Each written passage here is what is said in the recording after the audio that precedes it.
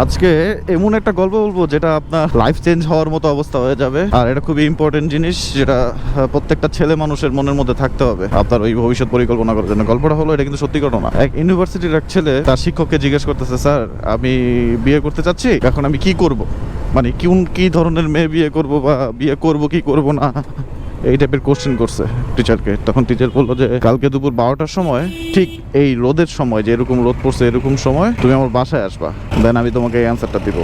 তখন স্টুডেন্টরা স্যারকে বলে, স্যার আমি কি ভুল করে ফেললাম আপনাকে এই কোশ্চেনটা কইরা? তখন স্যার বলে, কেন, আপনার বাসা তো অনেক দূর এখান থেকে, আমি এই রোদের মধ্যে আপনার বাসায় যাব?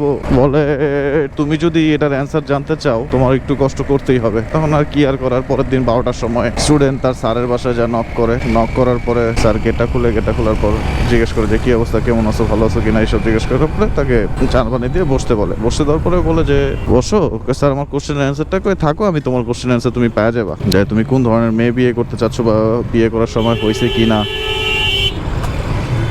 এইসব। তখন এই নাস্তা খাওয়া অবস্থায় স্যার তার ওয়াইফকে ডাক দেয়, শোনো আমি আমার চশমাটা খুঁজে পাইতেছি না, তুমি টুইটা নিয়ে আসবা, ল্যাম্পটা নিয়ে আসবা। ল্যাম্প মানে টর্চ লাইট। দিন বাজে 12টা, এরকম প্রচন্ড রোদ, সারা ঘর আলো, 12টা বাজে। বলে যে আমি চশমাটা খুঁজে পাইতেছি না, তুমি কি আমার চশমাটা খুঁজতে হেল্প করবা, টর্চ লাইটটা নিয়ে আসো, আমি চশমাটা খুঁজবো। তখন চশমাটা নিয়ে এসে দুইজনই টর্চ লাইট, দিনের বেলা এই রোদের মধ্যে টর্চ লাইট মাইরা ওই চশমাটা খুঁজতেছে। ওই চশমাটা খুঁজতে একটা সময় গিয়ে স্টুডেন্ট বলে যে স্যার বুঝে গেছি আমি, আপনারা চশমা খোঁজা লাগবে না। অবশ্যই, এটা এত জ্যাম কেন, চশমাটা খোঁজা লাগবে না। স্যার আমার বুঝা লাগবে না, আমি বুঝে গেছি। তখন স্যার ওকে জিজ্ঞেস করে তুমি কি বুঝছো? বললো যে আপনারা দুজনেই পাগল, দিনের বেলা এই অবস্থা এত রোদের মধ্যে আপনারা টর্চ লাইট দিয়া সানগ্লাস খুঁজতেছেন, দুজনেই পাগল। আপনি পাগল এই কারণে আপনি আপনার বউরে ডাক দিচ্ছেন টর্চ লাইট নিয়ে আসার জন্য, আর আপনার বউ পাগলের জন্য যে আপনার বউ কোনো কিছু না জিজ্ঞেস করে এসে টর্চ লাইট নিয়ে আইসা খোঁজা শুরু করেছে। আরে দিনের মধ্যে এত আলো। তখন স্যারও হাইসা দিল, তার ওয়াইফও হাইসা দিল। হাইসা দেওয়ার পর তাকে জিজ্ঞেস করলো যে তুমি তো একটা ভুল ধারণা নিয়ে নিছো, তুমি তো নেগেটিভ দিকটাই দেখলা, পজিটিভ দিকটা তো আর দেখলা না।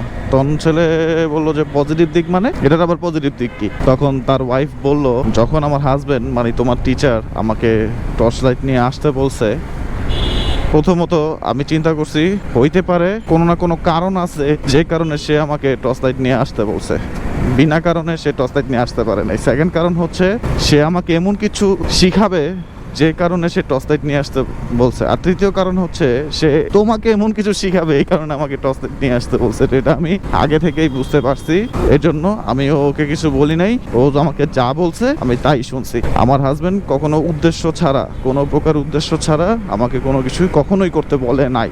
এখন স্টুডেন্ট তো পুরা অবাক যে জোস। তখন টিচার তাকে বললো যে বিয়ে হচ্ছে দুজনের মধ্যে আন্ডারস্ট্যান্ডিং।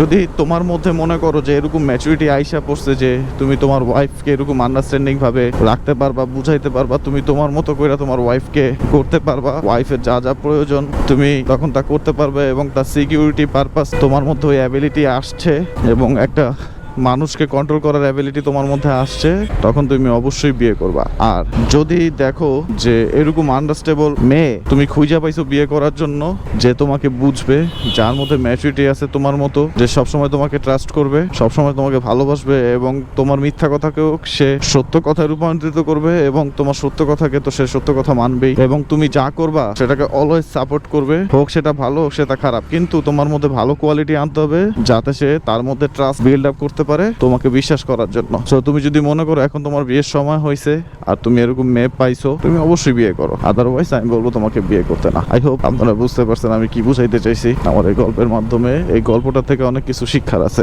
যদি আপনারা নিতে পারেন তাহলে ভালো, আর না নিতে পারলে তারও ভালো।